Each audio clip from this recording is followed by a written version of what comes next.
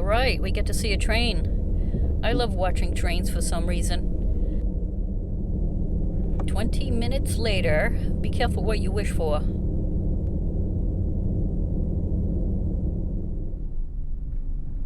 This is Girard, Illinois, the home of Doc's Soda Fountain, which was Deck's drugstore back in the day, and somebody bought it and made the drugstore a Route 66 museum, but kept the soda fountain part of the drugstore going.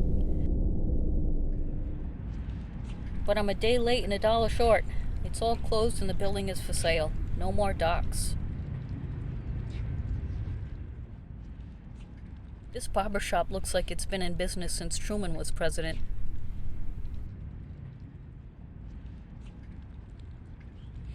Closed today. Mom fell. Only in a small town would you see a sign like that. Here's an old cafe, still in business. I was trying to look up how old this cafe is, and the only thing I found was a story about how the cafe dishwasher had his dentures stolen by some kids who asked to use his telephone. The dentures were soaking in a bowl. He couldn't afford new choppers until some kind soul bought him a set. The story was in the local paper. Maybe the biggest story around here until the barber's mother fell.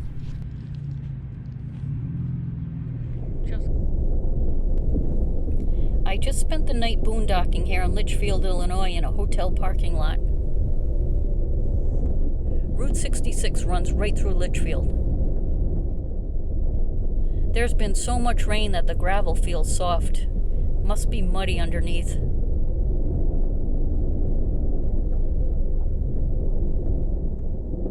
This is the Skyview Drive-in, which has been open since 1950. I'm old enough to have been to a drive-in where they'd have speakers on these poles.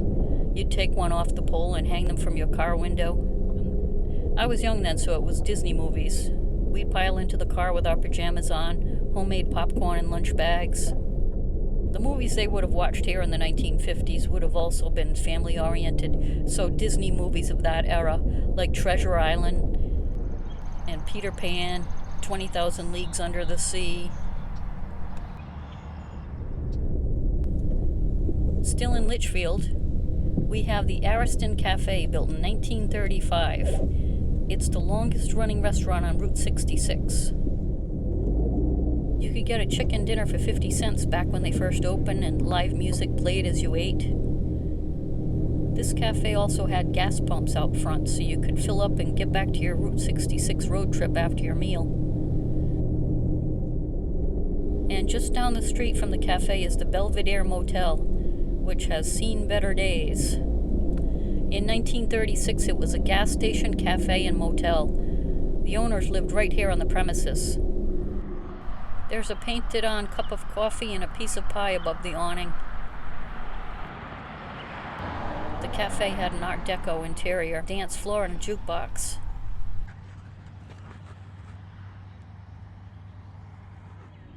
The Belvedere did especially well after World War II and right through the 1960s. This is part of the National Park Service, so you'd think it would be kept up a little bit better than this. Small rooms, but people were low maintenance back then. Here's a postcard from better days. We're in a town called Mount Olive, Illinois. This was a coal mining center decades ago. This is the Union Miners Cemetery. There was an infamous rebellion of miners in Illinois in 1898. It was a labor union and racial conflict. When miners went on strike, some African Americans were hired to replace the striking miners, and the strikers turned violent. 7 striking miners were killed, but it was considered a turning point in the labor movement. Mines unionized after that, and there was some improved working conditions. When a church refused the bodies of the 7 strikers that were killed, miners created their own cemetery. And this is it. Mother Jones is buried here.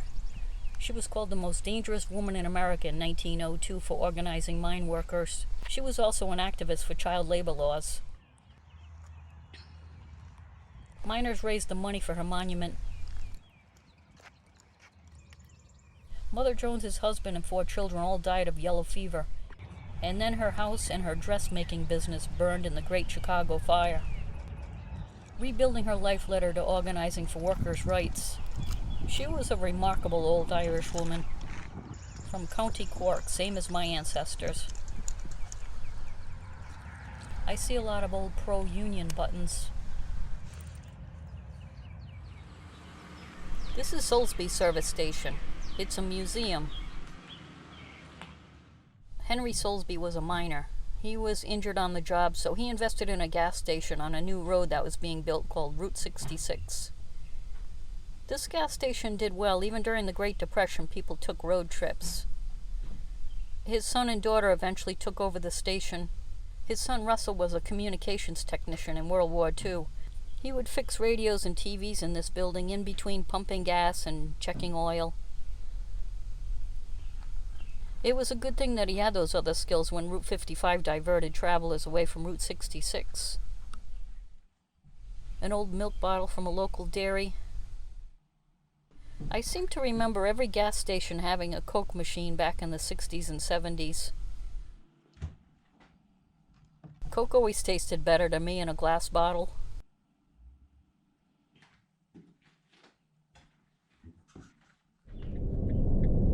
Henry's Rabbit Ranch in Staunton, Illinois.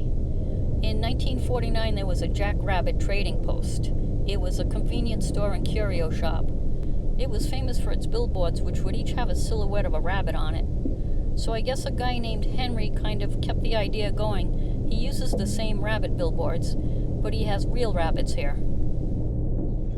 For the longest time, I thought this was a ranch just for actual bunnies, but there's a lot of Volkswagen rabbits here.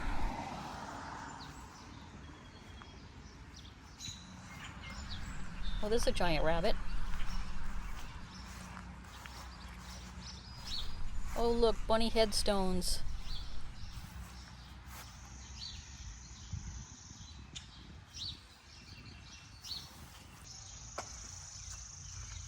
A bunny named Snot. The Rainbow Bridge for bunnies. Cute. So apparently the guy that owns this place, his daughter had a pair of rabbits, and they had a ton of babies. She asked her father to help out, and he fell in love with the rabbits. And he also loved Route 66, so he created his own unique welcome center here about 30 years ago, combining his love of rabbits and the mother road Route 66. Rabbit hole for when bunnies are outside, I guess. Did they really jump that high that the fence needs to be so tall? I don't think so.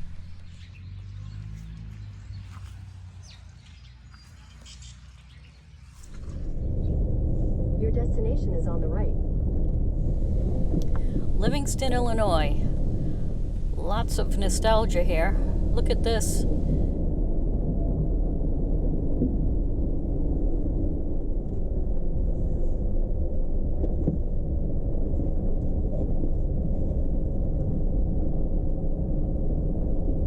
Danger, Will Robinson, danger.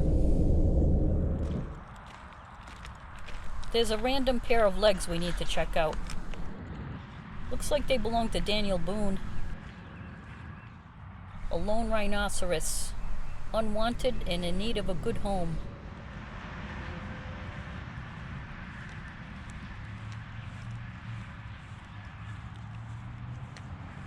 An old-timey bicycle. A giraffe. A flying saucer. Do hippos eat chihuahuas?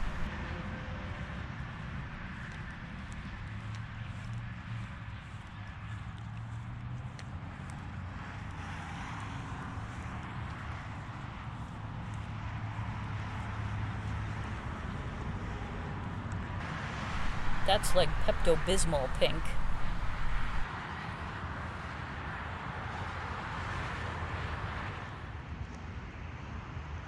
They made his hands way too big. Come on, guys. He has the mitts of an infant.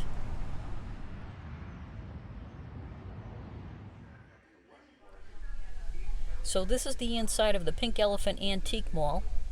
A view from the upper floor. Lots of Americana.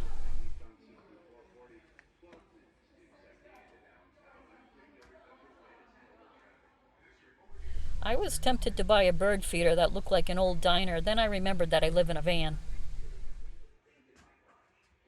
So I decided to make a purchase at the Antique Mall candy shop instead. Some caramel butterscotch fudge. Oh yeah.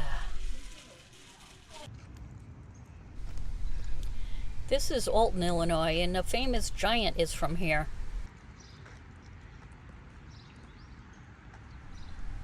Shrimpy is freaked out by the Giant.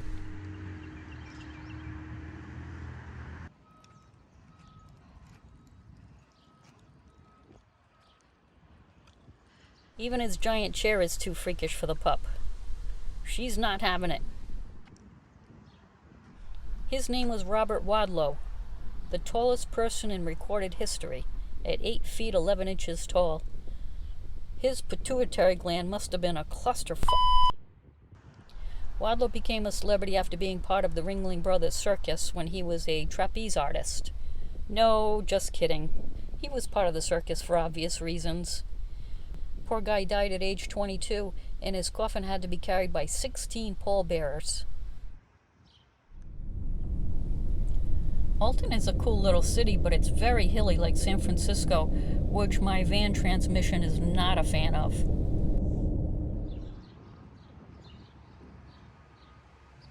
Alton is the birthplace of jazz great Miles Davis, which led to the birth of cool jazz.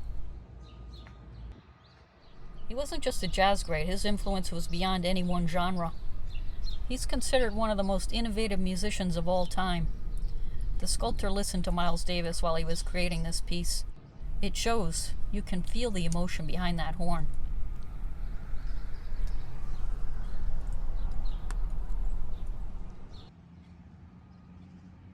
A day in Illinois without Abe Lincoln is like a day without sunshine. This sculpture depicts the famous Lincoln-Douglas debates. They were both running for Senate, and the debates were about slavery. Douglas branded Lincoln a dangerous radical for wanting racial equality. Their 7th and final debate was held here in Alton. Lincoln became more well-known thanks to these debates, and he ultimately won the presidency after debating Douglas. Still in Alton, Illinois.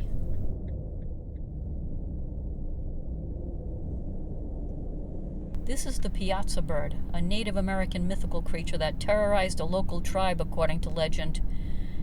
It would swoop down and grab people with its talons, bring them back to its cave, tear them to shreds, and devour them. The first white explorers here would see depictions like this of the monster painted on cliff sides. This is a reproduction of the cliff drawings that the explorers saw. So Native Americans had their own version of Greek mythology. He looks fierce, but the antlers are a little awkward, though. He's like a mean bullwinkle.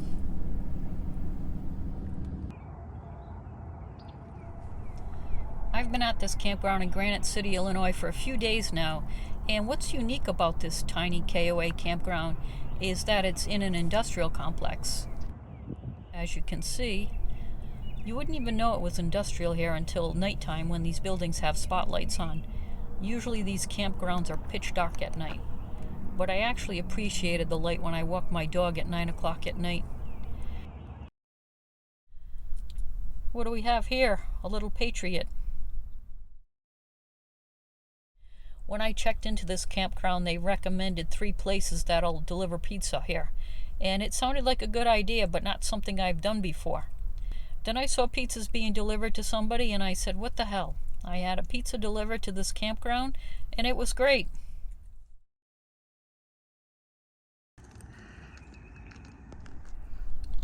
We're on the border of Illinois and Missouri.